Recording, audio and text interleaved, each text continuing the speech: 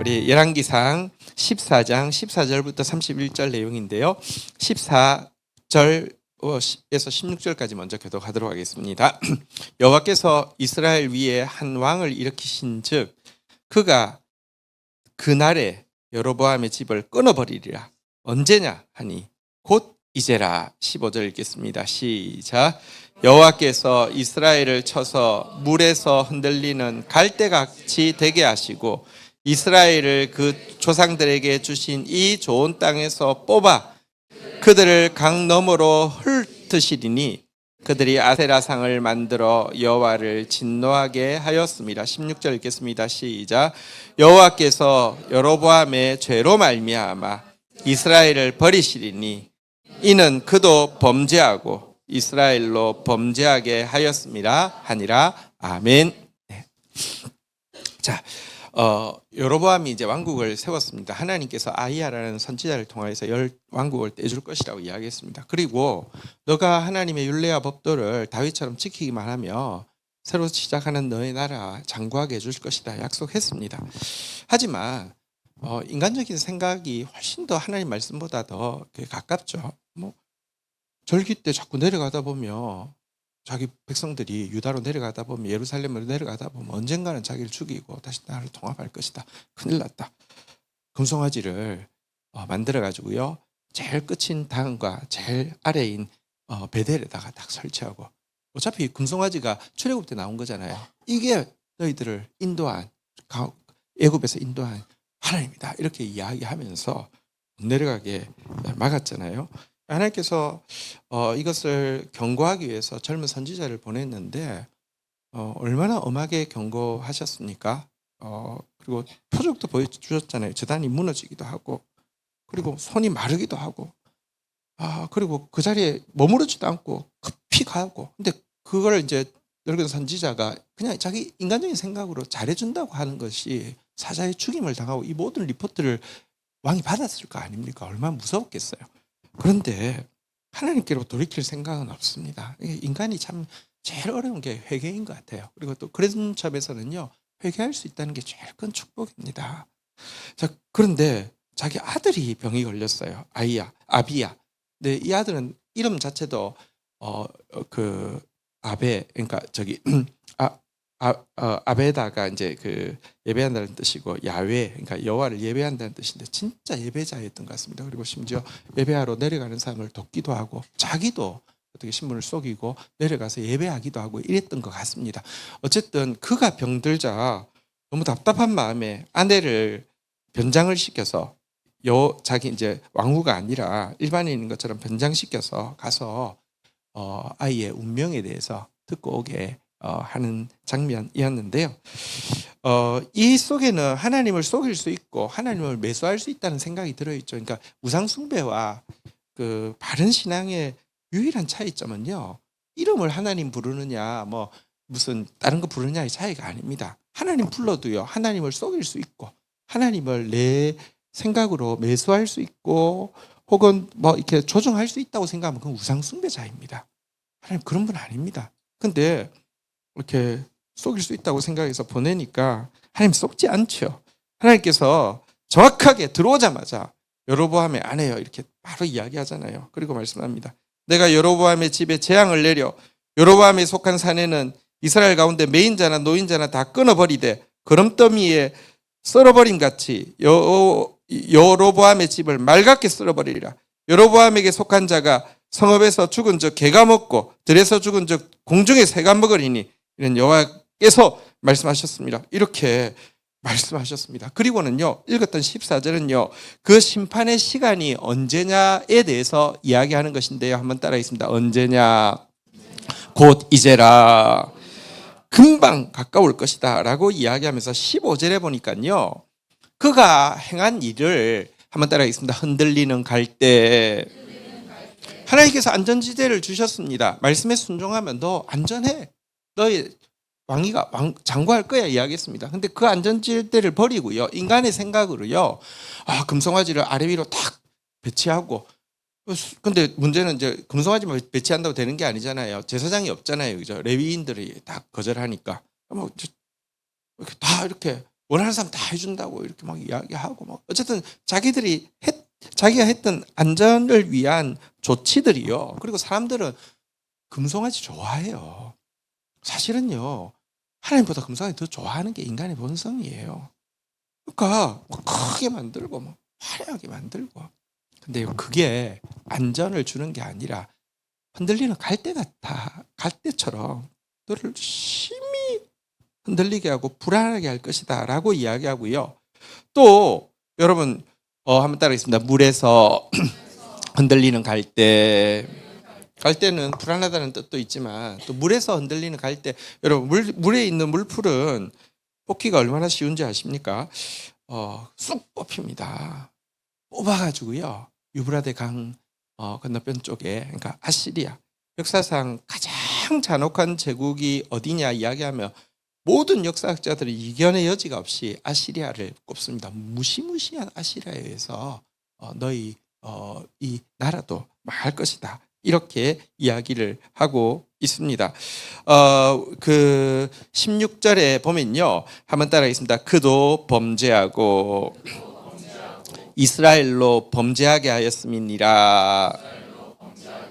자신만 범죄할 뿐 아니라 이스라엘을 범죄하게 한 그의 행위에 대해서 하나님께서 쓸어버릴 것이다 라고 이야기했는데요. 실제 그의 아들 아비야가 죽고 나서 다른 아들이 왕위를 잇게 되죠. 이제 밑에 나올 것인데요. 그 아들 때 바로 반역이 일어나가지고요. 다 죽임 당하고 정말 성경의 예언대로 그대로 되었음을 보게 됩니다. 여러분 진짜 안전지대는 어디 있습니까? 시편 12편 5절 6절 우리 교독하도록 하겠습니다. 여호와의 말씀에 가련한 자들의 눌림과 궁핍한 자들의 탄식으로 말미암아 내가 이제 일어나 그를 그가 원하는 안전한 지대에 두리라 하시도다 하면서요. 우리가 기도하며 하나님이 우리를 안전지대에 두십니다. 사실 여로보암도 쫓겨서 갔잖아요. 그죠? 박해받고 갔잖아요. 그 당시는 아주 신실한 종이었나 봐요. 그런데 이제 아마 솔로몬에게 직언하고 백성들을 위하다가 아마 쫓겨난 것 같아요. 그때 하나님께서 그의 탄식 소리로 말미암아 안전지대를 두신 거예요. 근데 안전지대가 뭘까요? 6절 같이 한번 읽도록 하겠습니다. 시작. 여호와의 말씀은 순결함이요 흑도가 아니에 7번 단련한 은 같도다. 하나님 말씀 불순물 없습니다. 하나님 말씀 과장도 없고요. 하나님 말씀 거짓도 없습니다. 하나님 말씀이 안전지대입니다. 여러분들 우리 눈으로 볼 때는 하나님 말씀 하면은 여로보암 생각에 눈으로 보면 하나님 말씀대로 하면 망할 것 같죠. 안 망해요.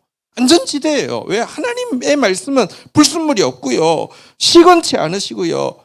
반드시 지키시니까요. 여러분들 하나님 말씀 안전지대로 삼는 저와 여러분들이 되기를 주의 이름으로 축원드립니다. 자, 어쨌든 나라 망할 것이라는 이 말씀을 듣고 아내가 가는데요. 자, 17절부터 20절까지 교독하도록 하겠습니다. 여로보암의 아내가 일어나 디르사로 돌아가서 집 문지방에 이를 때에 그 아이가 죽은지라. 18절을 읽겠습니다. 시작. 온 이스라엘이 그를 장사하고 그를 위하여 슬퍼하니 여호와께서 그의 종 선지자 아이야를 통하여 하신 말씀과 같은. 자, 그 19절 20절은 여로보암의 남은 행적, 그가 어떻게 싸웠는지 어떻게 다스렸는지 역대지략에 기록되었고, 뭐 이렇게 20절에 보니까 아비야 대신에 이제 그의 다른 아들 나답이 왕이 되었다 이렇게 나온 내용인데요. 자, 여기 보면 여러분 사실 이제 아비야가 죽는지 사는지를 알기 위해서 갔을 때 선지자가 그의 여호와를 향해서 선한 뜻을 품은 것을 여호와께서 기억하신다라고 이야기하면서, 기억하니까 왕으로 삼는다가 아니라 기억하니까 내가 그를 데려갈 것이다 라고 이야기하고 있습니다. 여기서 우리가 한 가지 알 수 있는 것은 사실은 삶은 무조건 이렇게 사는 것은 무조건 선이고 죽는 것은 무조건 악이고 사는 것은 무조건 응답이고 죽는 것은 무조건 응답하지 않은 것이 아니라는 것을 알 수 있습니다. 우리 기억해야 합니다. 사실은 이 생의 삶은 영혼에 비하면 너무 짧습니다. 진짜 아무것도 아닙니다. 하나님은 산자의 하나님뿐만 아니라 죽은 자의 하나님이고요. 영원하신 하나님이십니다. 근데 이 사실을 이렇게 받아들이고 살아도 줄어도 주의 것이라고 이렇게 고백한 사람, 하나님 앞에서 죽음이 이제 사실 우리가 죄에 매여 종로로 나는 이유가 죽음에 대한 두려움 때문이거든요. 세상 사람들 생각해 보십시오. 죽음에 대한 두려움 때문에 막 이렇게 매여가지고 모두 공포 가운데, 죄 가운데 살아가잖아요. 그죠? 근데 우리가 정말 살아도 주를 위해서, 죽어도 주를 위해서, 살아도 영광, 죽어도 영광, 이 고백이 되어지고 나면요, 그다음부터는요, 사실 하나님이 이런 사람들은 오래 쓰시더라고요. 그게 하나의 법칙입니다. 우리 바울이 이런 고백을 했어요. 빌립보서 1장 23절부터 보면 이런 고백을 합니다. 내가 둘 사이에 끼었으니, 이것은 이제 지금 바울이 지금 투옥되어 있는 상황인데요. 사실 사형을 당할 수도 있고 풀려날 수도 있습니다. 그것을 이야기합니다. 차라리 세상을 떠나서 그리스도와 함께 있는 것이 훨씬 더 좋은 일이라 그렇게 하고 싶으나, 24절 한번 읽어볼까요? 같이 읽겠습니다. 시작. 내가 육신으로 있는 것이 너희를 위하여 너 살아도 죽으면 주님 앞에 가서 죽고, 근데 또 살며 아직까지 사역을 이제 초창기에 교회들, 특별히 빌립보 교회처럼 박해 가운데 세워지고는 금방 올 수밖에 없었던 이렇게 빌립보 교회, 데살로니가 교회 이런 교회들 생각할 때는 더 살아도 유익할 것이다, 이렇게 이야기하면서 하나님, 저는 살아도 좋고 죽어도 좋습니다라고 하니까 하나님께서 마음을 주셨어요. 어떤 마음을 주셨냐고 하면 지금 이때가 아니라는 거죠. 25절 26절 보니까요, 우리 같이 한번 읽어볼까요? 시작. 내가 살 것과 너희 믿음의 진보와 기쁨을 위하여 너희 무리와 함께 거할 이것을 확실히 아노니. 여러분, 어떻게 확실히 알아요? 지금 아직까지 사형당할 수도 있고 풀려날 수도 있는데요, 삶과 죽음에 대해서 주 앞에서 완전히 무엇이어도 주권자이신 주님 앞에서 기뻐하겠다고 딱 결정하니까 하나님의 음성이 딱 오는 겁니다. 너 이번에 죽는 거 아니야? 우리가 하나님이 산자의 하나님일 뿐만 아니라 죽은 자의 하나님이고, 진짜 바울의 고백이 내가 살아도 주를 위하여 살고 죽어도 주를 위하여 죽나니 사나 죽으나 주의 것이다 라고 고백하면요, 하나님이, 여러분, 내가 살 것, 너희 믿음의 진보와 기쁨을 위하여 너희 무리와 함께 갈 것을 확실히 아노니, 이렇게 고백하고 있습니다. 26절 같이 한번 읽어볼까요? 같이 읽겠습니다. 빌립보서 1장 26절 읽겠습니다. 시작. 내가 다시는 너희와 같이 있으리로 그리스도 예수 안에서 너희 자랑이 나로 말미암아 풍성하게 하려 함이라. 할렐루야. 우리 생명의 주권을 하나님께 올려드리고, 그 결과 하나님의 영광을 위하여서, 하나님의 성도들의 기쁨을 위하여서, 성도들의 자랑을 위하여서 하나님께서 행하시는 생명의 역사를 함께 보게 되기를 주의 이름으로 축원드립니다. 자, 이제 이미 우리가 읽었던 그 내용에서 여로보암이 이제 죽고 그의 아들 나답이 대신한다고 했는데, 21절부터 보면 여로보암의 인생에 대해서 다시 좀 간단하게 이야기하고 있는 내용인데요.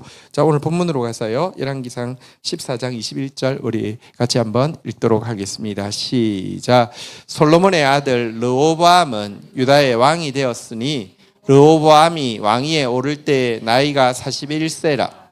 여호와께서 자기 이름을 두시려고 이스라엘 모든 지파 가운데에서 택한 성읍 예루살렘에서 17년 동안 다스리니라.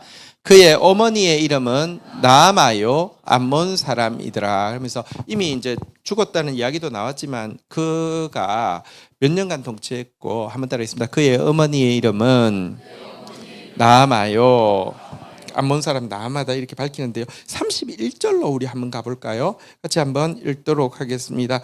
같이 읽겠습니다. 시작. 르호보암이 그의 자손들과 함께 자니 그의 조상들과 함께 다윗 성에서 장사되니라. 그의 어머니의 이름은 나아마요 암몬 사람이더라. 그의 아들 아비암이 대신하여 왕이 되니라. 이거는 이제 그 나답하고 같은 이름인데요. 어쨌든 여기도 보니까 그의 어머니 이름은 나아마요 하면서 르호보암 이야기 끝났는데 그 어머니가 암몬 사람 나아마라는 이야기를 두 번이나 반복하고 있는 데는 어떤 의미가 있을 것입니다. 이것은 솔로몬의 이야기를 좀 이제 둘러봐야 합니다. 솔로몬이 하나님께 하나님의 말씀 지혜를 받았는데 그가 하나님의 지혜를 받고 나서 머리를 팽 굴리다가 하나님보다 더 좋은 방법을 생각해냈습니다. 온 세계를 하나님 나라로 만들 수 있는 아주 초특급 이렇게 아주 그냥 뭐랄까요? 그냥 초특급으로 하나님 나라 만들 수 있는 방법을 발견했습니다. 지금 자기 인기가 너무 좋아서 온 세계에서 지혜를 들으러 오고 막 이렇게 동맹을 맺으려고 하고 조공을 바치려고 하니까 1000개의 나라의 공주들을 취해서 1000명의 아들들을 낳아서 그 아들들을 그 나라로 다시 보내서 왕으로 삼으며 하나님의 율법을 가진 이 왕이 다스리는 온 세계가 하나님 나라 될 것이다. 이런 생각을 가지게 된 것입니다. 이게 이제 솔로몬이 왜 그렇게 그 지혜를 가진 상태에서부터 처첩을 막 취하고 있거든요. 나중에는 타락했지만 그게 워낙은 그런 의도를 가지고 있었다는 것입니다.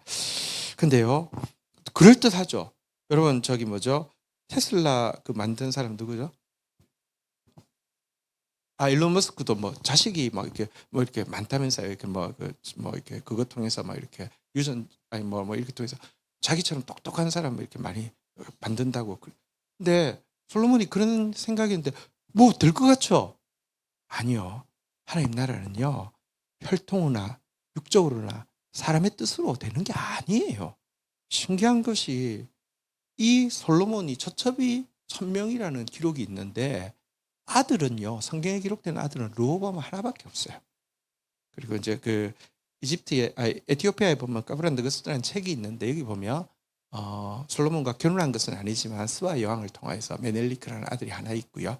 나머지 또 아들 하나 더 있는 것 이름이 이렇게 나오는데 어쨌든 1000명과 결혼했는데요. 애가 아들이 셋밖에 없었다고 이야기되어 있습니다. 하나님 나라는요, 인간의 생각으로 내가 하나님보다 더 똑똑해서 하나님 상당히 똑똑하신 거 인정하지만 이 방법으로 하면 하나님 깜짝 놀랄걸요. 그런 거 없어요. 하나님 말씀대로 해야 돼요.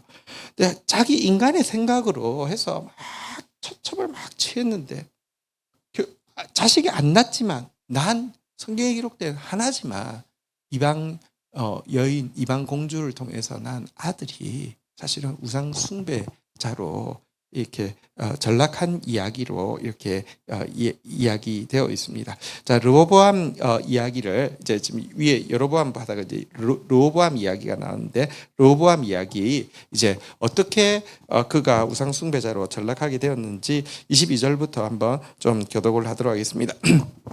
22절 유다가 여호와 보시기에 악을 행하되 그의 조상들이 행한 모든 일보다 뛰어나여 그 범한 죄로 여호와를 노엽게 하였으니 23절 읽겠습니다. 시작.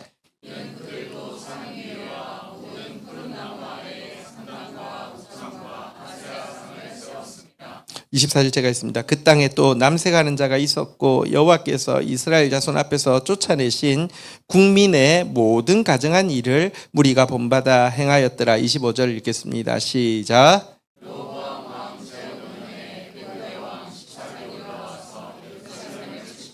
26절 제가 있습니다. 여호와의 성전의 보물과 왕국의 보물을 모두 빼앗고 또 솔로몬이 만든 금방패를 빼앗은지라. 27절 읽겠습니다. 시작. 르호보암 왕이 그 대신에 노스로 방패를 만들어 왕문을 지키는 시위대 대장의 손에 맡기니. 28절 마지막 절입니다. 읽겠습니다. 시작. 왕이 여호와의 성전에 들어갈 때마다 시위하는 자가 그 방패를 들고 갔다가 시위소로 도로 들어갔더라.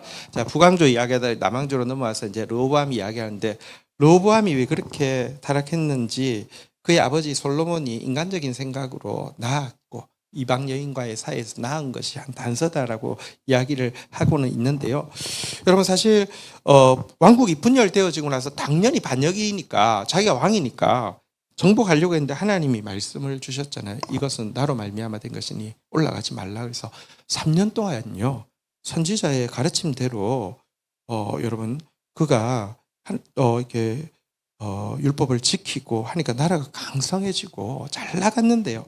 좀 강성해지자 또 금방 타락한 이 모습을 보게 됩니다. 여러분 잠시 잘하는 것이 아니라 하나님 앞에서 충성된 사람 되기를 주의 이름으로 축원드립니다. 우리 사무엘의 고백대로 한번 따라하겠습니다. 내가 평생에 기도하리이다.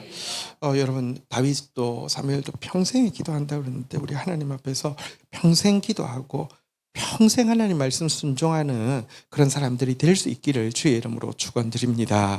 어쨌든 3년간 잘 알고 있을 때는 나라도 번성하고 했는데 다시 금방 마음이 변해서요. 우상 숭배해서 이전에 모든 가난한 사람들보다 더 악해지고 나자 25절에 보면 어떤 사건이 일어나게 되었냐고 하면요.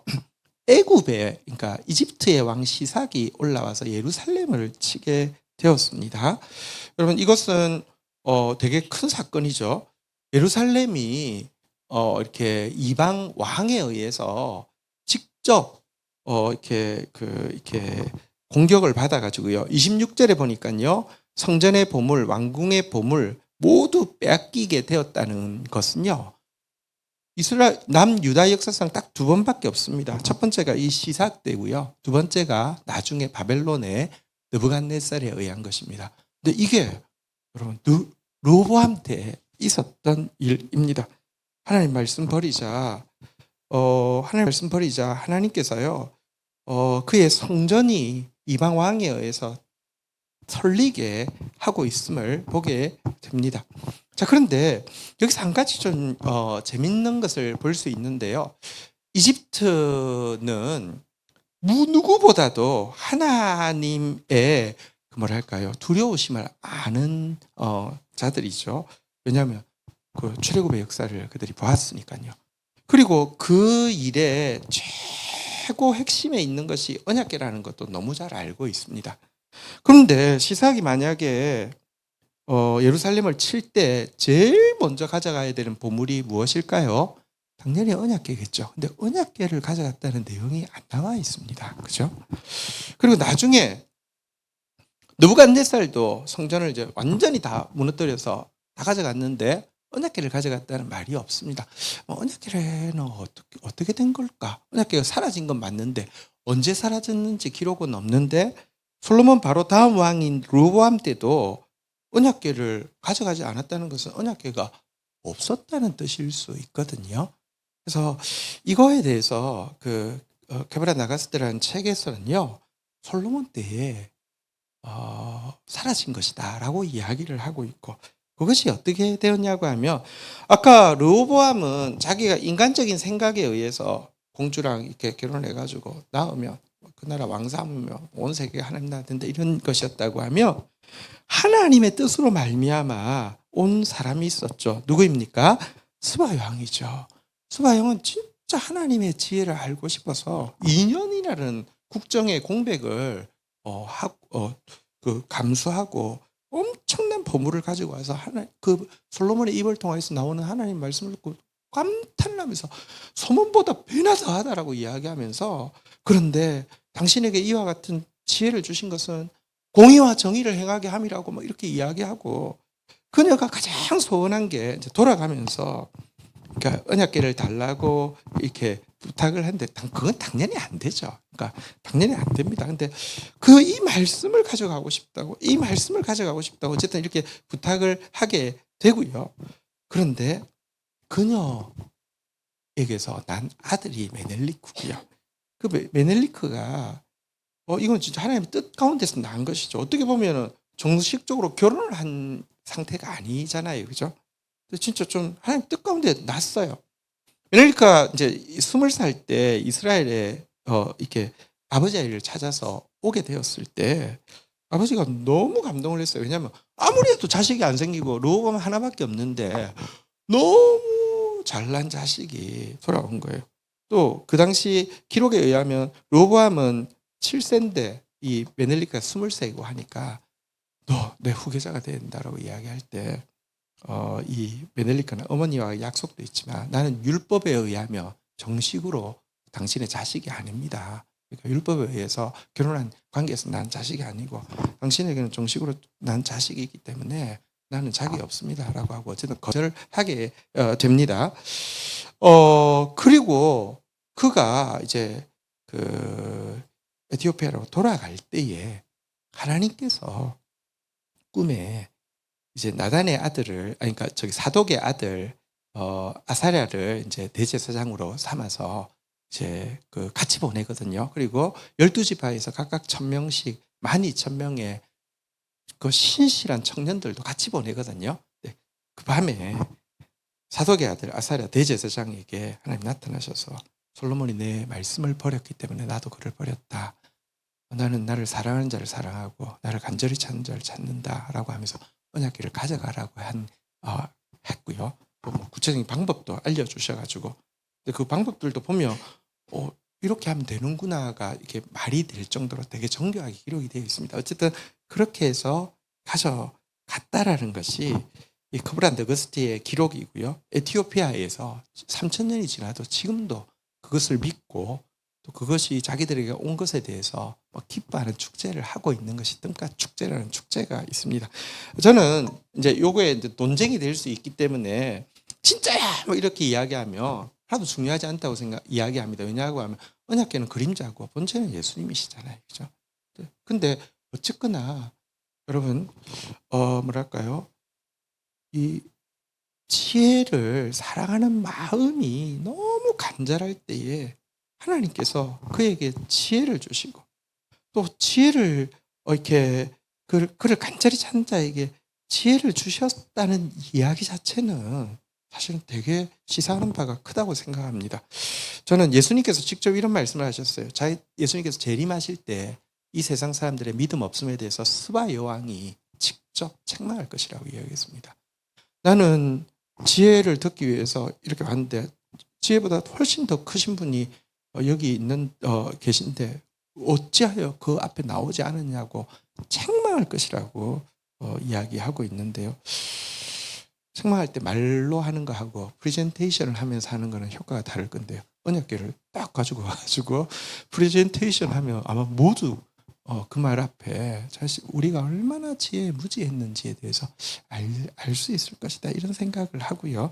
또 신기하게 에티오피아에는 지금 하는 모든 이야기는 이제 잠언감탄이라는 책이 드디어 완성이 되어서 이제 아마 늦은 여름이나 가을 초 이후에는 나올 것 같습니다. 거기 자세히 나와 있으니까 거기서 이제 보시고요.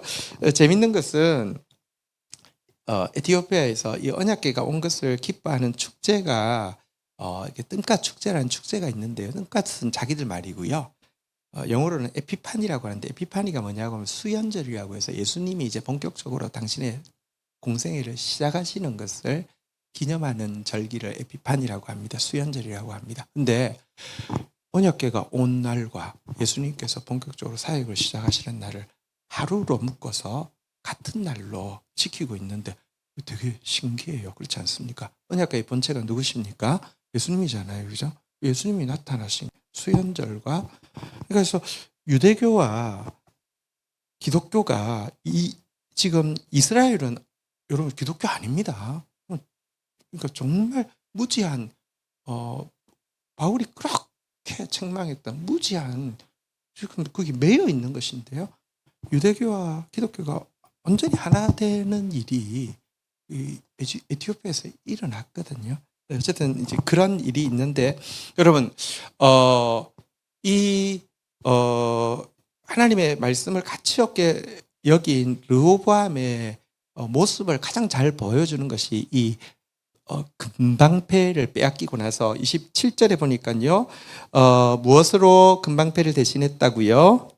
놋방패로 대신한 것이 르호보암이 하나님 말씀 버린 것에 수치를 가장 잘 보여주고 있습니다.